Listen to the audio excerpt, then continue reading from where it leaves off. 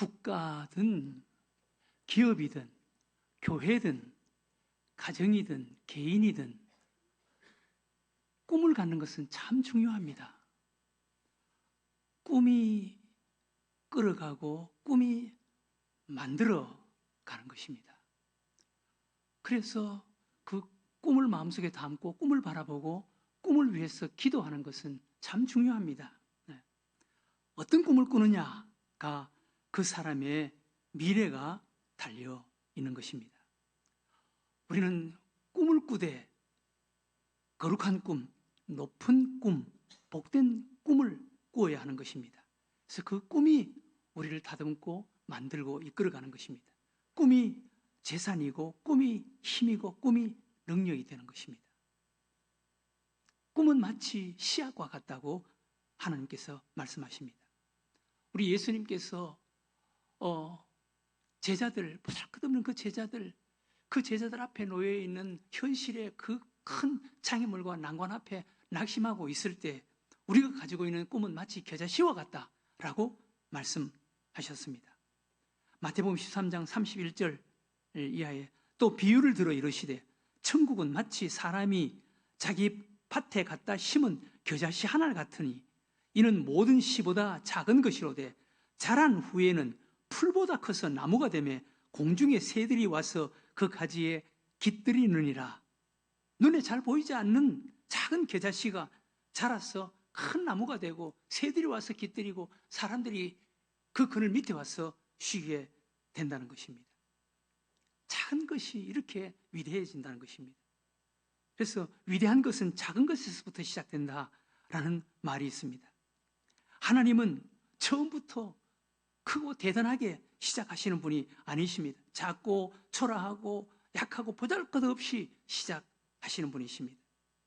그래서 욥기 8장 7절에 내 시작은 미약하였으나 나중은 심히 창대하리라 라고 말씀하였습니다. 신명기 1장 10절에도 너희 하나님 여호와께서 너희를 번성하게 하셨으므로 너희가 오늘날 하늘의 별같이 많거니와 너희 조상의 하나님께서 너희를 현재보다 1000배나 많게 하시며 너희에게 허락하신 것과 같이 너희에게 복 주시기를 원하노라. 애굽에 430년 동안 노예 생활을 했던 그 히브리 민족을 향한 하나님의 말씀입니다. 이사야 60장 22절에도 그 작은 자가 천을 이루겠고 그 약한 자가 강국을 이룰 것이라. 때가 되면 나 여호와가 속회하리라. 작은 자가 천을 이루고 약한 자가 강국을 이루게 하신다는 것. 이게 하나님이 하신다는 것입니다. 그렇지 않아요? 여러분 성경의 역사에 한번 보세요. 갈대아 우르 땅에서 75세까지 후사가 없어서 이제 인생의 커튼을 내릴 준비를 하고 있던 그 아브라함을 하나님께서 불러내시고 그 아브라함 믿음의 조상으로 세우시고 하늘의 별보다 많은 민족의 조상이 되도록 하나님께서 축복해 주시지 않았습니까? 또 요셉 형들에겐 애굽의 노예로 팔리고 그리고 노예 생활을 하면서 그 노예 주인된 아내 성폭행을 하려고 했다는 누명을 쓰고 감옥까지 들어간 그 보잘것없는 요셉, 하나님께서 그 요셉을 불러내서 애굽의 국무총리로 삼아주시고 그리고 7년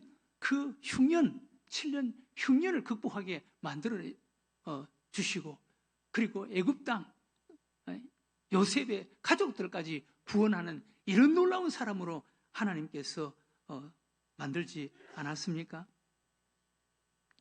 또 태어날 곳이 없어서 그 짐승들이 태어나는 구유에 냄새나던 그 마구간에 태어났던 예수님, 그 예수님을 통해서 온 인류가 구원받는 길이 열리고 그분 한 분의 탄생이 인류 역사의 분기점 AD와 BC의 분기점이 되게 하신 분이 바로 마구간에 태어난 예수 그리스도 그분이셨습니다. 갈릴리 바다에서 고기를 잡던 가난하고 무지한 사람들을 예수님께서 불러서 그들을 제자로 삼으시고 그들을 세상으로 보내서 교회를 세우게 하시고 이 땅에 이렇게 하나님의 나라 복음을 전하게 했던 자들이 바로 갈릴리 바다에 고기를 잡던 어부들이었습니다.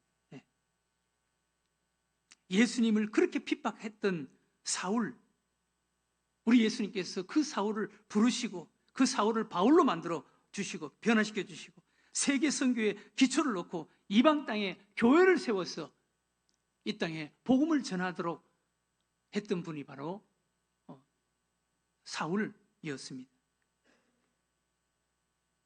늘샘 교회가 시작될 때도 그랬습니다.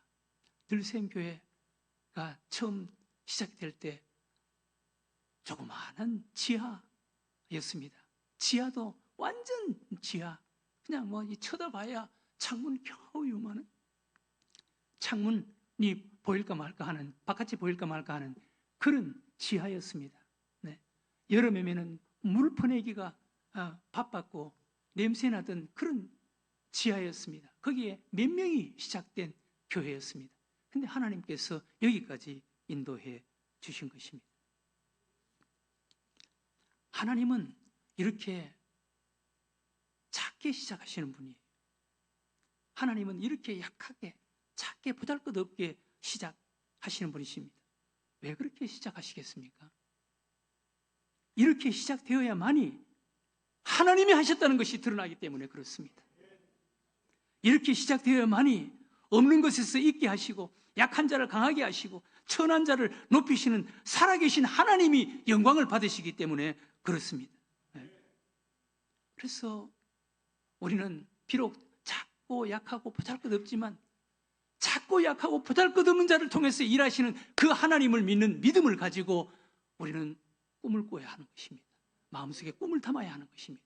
그 꿈을 바라보고 꿈을 놓고 하나님께 기도해야 하는 것입니다. 비록 작고 약하지만 크신 하나님, 능력이 많으신 하나님이 하신다는 것을 믿는 믿음의 꿈을 꾸어야 하는 것입니다. 꿈이 있는 사람, 꿈이 있는 가정, 꿈이 있는 교회는 결코 망하지 않습니다. 전능하신 하나님, 크신 하나님, 그 하나님을 바라보고 그 하나님을 믿는 믿음 안에서 꿈을 꾸는 교회, 꿈을 꾸는 믿음의 사람은 결코 망하지 않습니다. 하나님께서 그 꿈을 가지고 다듬고 만들고 끌어가시기 때문에 그렇습니다. 우리 교회도 꿈이 있어야 하는 것입니다. 어떤 꿈을 꿔야 합니까? 거룩한 꿈을 꿔야 하는 거예요. 영혼 구원에 대한 복음을 전하고자 하는 그런 꿈을 꿔야 하는 것입니다. 이 땅의 모든 교회는 영혼 구원의 꿈, 이 땅의 모든 교회는 예수 그리스도의 십자가의 복음, 이 복음을 세상 사람들에게 전하고자 하는 그런 거룩한 꿈을 꿔야 하는 것입니다. 우리 늘샘교회가 영혼 구원의 꿈이 있게 해달라고 하나님께 기도해야 하는 것입니다. 우리 하나님은 복음을 전해서, 예수 그리스도의 십자가의 복음을 전해서 세상을 구원하는 꿈과 계획이 있었습니다. 이사야 43장 18절 이하에 너희는 이전 일을 기억하지 말며 옛날 일을 생각하지 말라. 보라, 내가 새 일을 행하리니 이제 나타낼 것이라. 너희가 그것을 알지 못하겠느냐? 반드시 내가 광야의 길을 사막에 강을 내리니 장차 들짐승 곧 승냥이와 타조도 나를 존경할 것은 내가 광야의 물을 사막에 강들을 내어 내 백성 내가 택한 자들에게 마시게 할 것임이라. 이 백성은 내가 나를 위하여 지었나니 나를 찬송하게 하려 함이라. 하나님께서는 예수님이 오시기 수백 년 전 이미 예수 그리스도를 통해서 새롭게 하실 것이고 또 구원하실 인간 인류를 구원할 그런 꿈과 계획을 가지고 계셨다는 것을 이야기합니다. 요한복음 3장 16절 이하에 하나님이 세상을 이처럼 사랑하사 독생자를 주셨으니 이는 그를 믿는 자마다 멸망하지 않고 영생을 얻게 하려 하심이라. 하나님이 그 아들을 세상에 보내신 것은 세상을 심판하려 하심이 아니요 그로 말미암아 세상이 구원을 받게 하려 하심이라.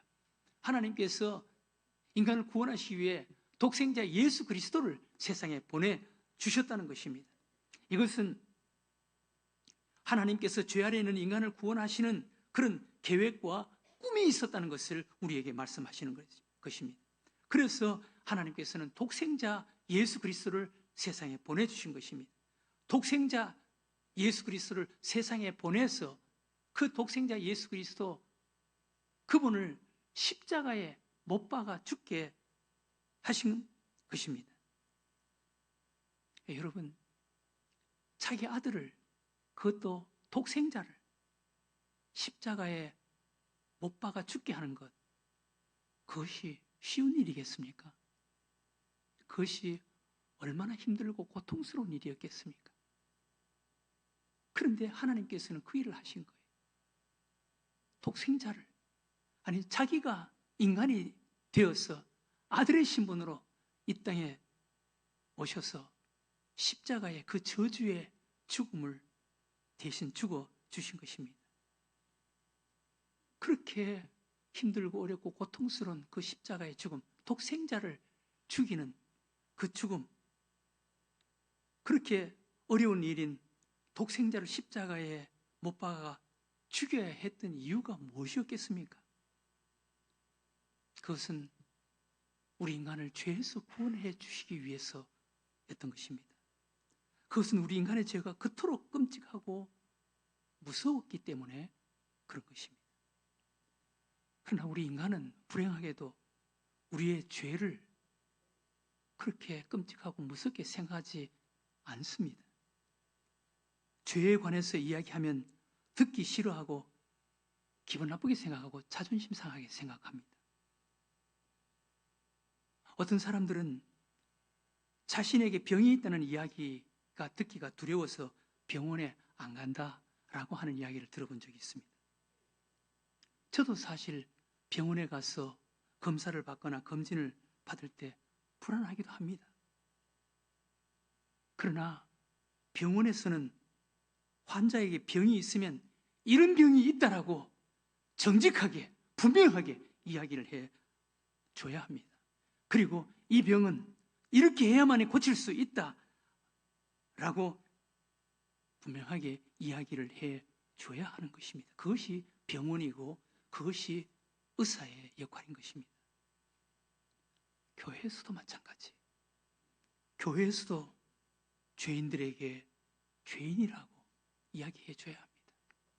그리고 그 죄가 얼마나 끔찍하고 무섭다는 것을 정직하게, 솔직하게 이야기를 해줘야 하는 것입니다. 그리고 그 죄 문제를 해결해야 한다고 이야기해 줘야 하는 것입니다. 교회는 죄의 심각성, 죄의 파괴성, 죄의 저주를 힘주어 선포해야 하고 설교해야 합니다. 죄를 가볍게 다루어서 안 되는 이유는 죄의 파괴성, 죄의 저주 때문입니다. 죄는 개인이나 가정이나 사회를 더 나아가서 국가를 파괴합니다. 죄는 암보다 더 무섭습니다. 네레모라는 유명한 크리스천 심리학자는 이런 말을 했습니다. 모든 인간의 심리적인 문제, 즉 불안, 불면증, 열등감, 우울증, 고독, 공황장애 같은 문제의 어떤 형태로든지 죄가 개입되지 않는 경우는 없다라고 했습니다. 죄 때문에 불안, 불면증, 열등감, 우울증, 고독, 공황장애 이런 병이, 심리적인 병이 생긴다는 것입니다. 로울러라는 학자는 이런 말을 했습니다. 인간이 고백하지 않고 속죄받지 못한 실제적인 죄로 인해 온 마음과 영혼과 육체까지 병들어 있는 것이 현대인이다 라고 말했습니다. 죄는 심리적인 그런 병에 영향을 미치는 것뿐만 아니라 죄는 육체적인 병, 삶의 병, 가정에까지 영향을 미친다라고 말씀했습니다. 교회 여러분, 가정 불화가 왜 일어납니까? 죄 때문이 아닙니까? 죄는 개인을 파괴하고 가정을 파괴하고 사회를 파괴하고 국가와 세계를 파괴하는 것이 죄의 무서운 힘입니다. 죄의 영향력입니다. 개인이 왜 불행해집니까? 죄 때문이 아닙니까? 이 죄의 영향력, 죄의 무서운 그런 파괴력이 한 인간을, 가정을 그렇게 파괴해 나가는 것입니다. 이 죄 문제를 반드시 해결해야 하는 것입니다. 구약시대는 이 죄 문제를 해결하기 위해서 그 죄를 양에게 떠맡기는 거예요. 자기 죄를 양에게 떠맡겨서 양을 잡는 거예요. 어느 날 양의 주인이 양을 끌고 성전의 제사장에게로 옵니다. 양은 뭔지도 모르고 그냥 끌려오는 거예요. 네. 끌려와서 제사장이 양을 이리저리 조사를 하더니 그 양의 주인의 손을 덥석 잡고 양의 머리에 올리고, 그리고 제사장이 기도를 하는 거예요. 이 사람의 죄를 이 양에게 떠맡기겠습니다. 양에게 전가하겠습니다. 그렇게 기도하고 나서 양은 뭔지도 모르게 그냥 끌려와서 서 있는 거예요. 그리고 나서는 그 어마어마한 칼로 양의 목을 내리치는 거예요. 양을 그 자리에서 죽이는 거예요. 양의 피를 받아서 제단에 뿌리는 거예요. 이것이 구약시대 때 죄를 해결하는 방법이었습니다. 네. 양을 그렇게 잡는 거예요. 수만 마리, 수십만 마리가 양이 뭔지도 모르게 자기 주인의 죄를 그 양에게 떠맡기고, 그리고 그 양을 그 죄값으로 목을 쳐서 죽이는 거예요.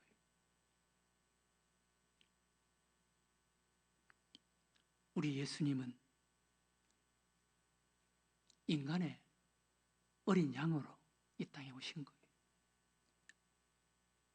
예수님이 인간의 죄 문제를 해결해 주시기 위해서 인간의 죄를 대신 떠맡고 담당해서 죄 문제를 해결해 주시기 위해서 이 땅에 오신 거예요. 요한복음 1장 29절에 이튿날 요한이 예수께서 자기에게 나아오심을 보고 이르시되 보라, 세상 죄를 지고 가는 하나님의 어린 양이로다. 예수님은 하나님의 어린 양, 세상 죄를 지고 가는 하나님의 어린 양으로 이 땅에 오신 거예요. 요한복음 1장 36절에도 예수께서 그니심을 보고 말하되 보라, 하나님의 어린 양이로다. 하나님의 어린 양. 구약시대는 주인이 양을 끌고 와서 제사장이 그 양의 주인의 손을 양의 머리 위에 올려놓고 제사장이 그 위에 손을 얹고 이 사람의 죄를 이 양에게 떠맡기겠습니다. 양에게 주겠습니다. 양에게 전가시키겠습니다. 그렇게 기도하고 그 양을 이 사람의 죄값으로 양을 그렇게 처참하게 죽이는 거예요. 그런데 우리 예수님은 완전하고 온전한 영원한 양으로 세상 죄를 지고 가는 하나님의 어린 양으로 이 땅에 오셔서 인간의 죄를 뒤집어 쓰시고 양이 그렇게 비참하게 죽었던 것처럼 그보다 더 처절하게 십자가에 못을 박혀서 7시간 동안 고통을 당하시면서 피를 흘리시고 십자가에 대신 죽어주신 것입니다. 그것은 우리 인간의 죄를 위해서 예수님께서 그런 죽음을 죽어주신 것입니다. 이것이 예수 그리스도의 복음이에요. 이 복음을 듣고 이 예수 그리스도 안에서 이 예수 그리스도를 통해서 우리는 죄 용서함을 받고 죄를 이기는 자로 사는 자가 되어야 하는 줄로 믿으시기 바랍니다. 이를 위해서 예수님께서 부활하신 후 첫 번째로 제자들에게 나타나셔서 복음 전하라고,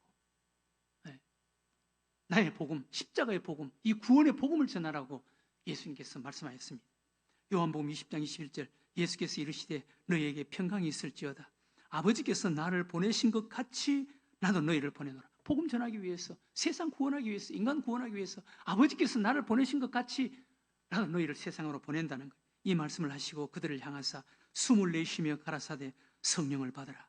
너희가 누구의 죄든지 사하면 사하여질 것이요 누구의 죄든지 그대로 두면 그대로 있으리라. 부활하신 후 첫 번째로 제자들에게 나타나서 가서 복음 전해라는 거예요.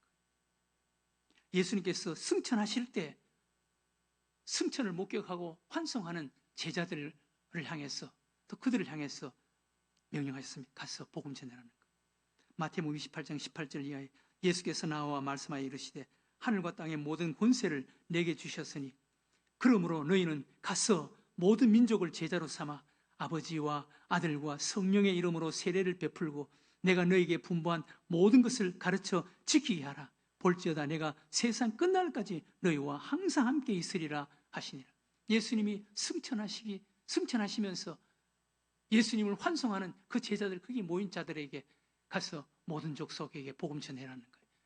그리고 세례를 베풀고 가르쳐 지키게 해서 제자 삼아라는 거예요. 나를 빼고 나를 닮게 해서 작은 예수처럼 예수의 제자로 살도록 만들어라는 거예요.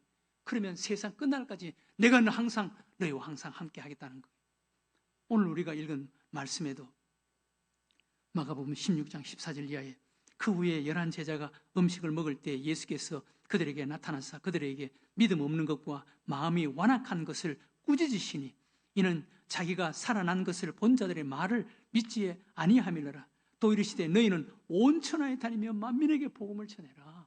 온 천하에 다니며 만민에게 복음을 전파하라. 믿고 세례를 받는 사람은 구원을 얻을 것이요 믿지 않은 사람은 정죄를 받으리라. 만민에게 복음 전해라. 그 복음을 듣고 믿는 자는 구원받을 것이고 믿지 않은 자는 정죄를 받을 것이다. 그 죄 아래 죄값으로 죄의 영향 속에 비참하게 살아갈 것이다 라는 것입니다. 사랑하는 교회 여러분, 우리는 예수 그리스도의 십자가의 복음, 하나님의 어린 양, 우리 인간의 죄를 위해서 하나님의 어린 양으로 이 땅에 오셔서 그 어린 양이 죽었던 것처럼 인간의 죄를 담당하시고 떠맡으시고 십자가에 대신 죽어주신 예수 그리스도의 이 십자가의 복음, 구원의 복음을 세상 사람들에게 전해야 하는 줄로 믿으시기 바랍니다. 이 복음을 듣고 회개하고 예수님 앞으로 나오면 누구든지 복을 받는 거예요. 미국의 유명한 신학자요 부흥사였던 조나단 에드워드 목사님이 계셨습니다. 이 조나단 에드워드 목사님이 하나님의 진노에 사로잡힌 죄인들이라는 설교를, 그 당시에는 뭐 이런 전기가 없었기 때문에 촛불 옆에서 원고지를 들고 이렇게 거의 읽다시피 했는데 하나님께서 얼마나 큰 은혜를 주셨는지 설교를 듣는 사람들이 가슴을 치고 울고 통회하면서 땅을 치며 뒹굴고 하는 통에 설교가 몇 번이나 중단될 정도였습니다. 그래서 조나단 목사님이 여러분 조용히 하세요, 조용히 하고 나머지 설교를 들으세요 하고 말해도 계속 땅을 치며 울고 뒹굴고 통곡을 한 것입니다. 이것이 미국의 대부흥운동의 시작이 된 것입니다. 우리에게도 이런 은혜가 있어야 되는 거예요. 한국의 평양 대부흥운동, 선교사님의 설교를 통해서 하나님의 은혜가 그 자리에 임하기 시작했습니다. 삼전영교회 길선주 장로님이 울면서 그 말씀을 듣고 성령의 감동이 되어서 울면서 앞으로 나와서 내가 장로로 이런 죄를 지었습니다. 과거에 얼마 되지 않은 돈을 갚지 않는 것을 이야기하면서 회개했습니다. 그러자 그곳에 모인 모두에게 회개의 영이, 성령의 회개의 영이 임하게 되었습니다. 그리고 모두가 나와서 나는 이런 죄를 지었습니다. 나는 이런 죄를 지었습니다. 그러면서 회개운동이 일어나서 평양 대부흥운동이 시작되었고 한국교회 부흥에 불이 붙게 된 것입니다. 복음을 들으면 이런 회개의 역사가, 이런 눈물의 역사가, 가슴을 치는 역사가 일어나게 되는 것입니다. 하나님의 말씀, 복음 속에 능력이 있다는 거예요. 오늘 우리가 읽은 말씀 마가복음 16장 17절 이하에도 믿는 자들에게는 이런 표적이 따르리니 곧 그들이 내 이름으로 귀신을 쫓아내며 새 방언을 말하며 뱀을 집어 올리며 무슨 독을 마실지라도 해를 받지 아니하며 병든 사람에게 손을 얹은즉 나으리라 하시더라. 복음을 듣고 그 복음을 믿는 자들에게 이 복음 속에 이런 능력이 나타난다는 거예요. 그들이 내 이름으로 귀신을 쫓아내며 새 방언을 말하며 뱀을 집어 올리며 무슨 독을 마실지라도 해를 받지 아니하며 병든 사람에게 손을 얹은즉 나으리라 하시더라. 복음을 듣고 그 복음에 사로잡히고 복음의 감동을 받은 자들에게 이런 능력이 나타나는 거예요. 귀신이 쫓겨나가고 방언을 말하며 뱀을 집어 올리며 어떤 독을 마셔도 해를 받지 않고 병든 사람에게 손을 얹어 기도할 때 그 병마가 떠나가는 이런 놀라운 능력이 그 복음 속에 나타난다는 거예요. 그래서 로마서 1장 16절에 내가 복음을 부끄러워하지 아니하노니 이 복음은 모든 믿는 자에게 구원을 주시는 하나님의 능력이 됨이라. 먼저는 유대인에게요, 그리고 헬라인에게로다. 이 복음은 복음을 믿는 자들에게, 모든 믿는 자들에게 구원을 주시는 하나님의 능력, 하나님의 능력. 이 능력이라는 말은 디나미스라는 말이에요. 다이나마이트라는 말이에요. 어마어마한 폭탄이라는 말이에요. 복음 속에, 말씀 속에 이 능력이 있다는 것입니다. 사랑하는 교회 여러분, 우리나라 현무5라는 탄도미사일 이야기 들어봤습니까? 이 현무5라는 탄도미사일은 땅 밑 100m, 200m까지 뚫고 들어가서 그것을 파괴시킨다는 거예요. 네. 콘크리트로 철근을 넣고 콘크리트로 10m, 20m 그렇게 두껍게 한 벙커도 그거 뚫고 들어가서 파괴시킨다는 거예요. 이 탄도미사일 현무5는 핵무기는 아니지만 핵무기에 버금가는 어마어마한 위력이 있다는 것입니다. 그래서 김정은도 이것을 가장 두려워한다는 거예요. 하나님의 말씀 복음 속에 이런 능력이 있다는 것입니다.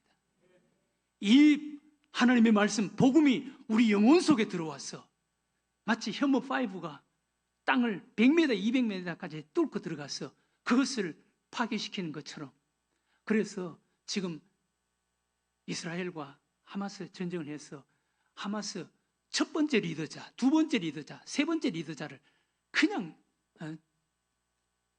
사살하는 것처럼 그것보다 더 위력 있는 현무5의 이 탄도미사일, 이것보다 더 놀라운 위력을 가진 하나님의 복음, 예수 그리스도의 복음, 이 복음이 우리 영혼 속에 들어오면 우리 영혼 속에 있는 모든 죄성이 이렇게 깨어지고 파괴되어지는 줄로 믿으시기 바랍니다. 이런 역사가 우리에게 일어나야 되는 거예요. 이게 우리들에게 일어나야 되는 거예요. 이 복음이 우리에게 들려야 되는 거예요. 이 복음이 우리 속에 들어와서 우리의 죄를 그렇게 파괴해야 되는 거예요. 조나단 에드워드 목사님의 설교를 듣고 가슴을 치면서 뒹굴뒹굴 하면서 자신의 죄를 회개했던 것처럼 이런 역사, 길선주 목사님이 선교사님 한국말 뜨문뜨문하는 그 한국말을 하는 선교사님의 그 말씀을 듣고 그 복음을 듣고 내가 장로로 이런 죄를 지었습니다 그러면서 회개하자 거기에 모였던 수많은 사람들이 나도 이런 죄를 지었습니다, 나도 이런 죄를 지었습니다 그러면서 회개운동이 일어나서 평양 대부흥운동이 일어났던 것처럼 이런 역사가 우리들에게도 일어나야 되는 거예요. 현무5보다 더 어마어마한 탄도미사일의 위력, 모든 믿는 자에게 구원을 주는 하나님의 다이너마이트, 이것이 우리들에게도 적용돼야 되는 거예요. 복음 속에는 이 능력이 있는 것입니다. 사랑하는 교회 여러분, 우리는 이 복음의 위력, 복음의 능력을 믿고 세상 사람들에게 이 복음 전해야 하는 거예요. 네. 전도하는 국가, 전도하는 교회, 전도하는 개인은 하나님께 복을 받는 것입니다.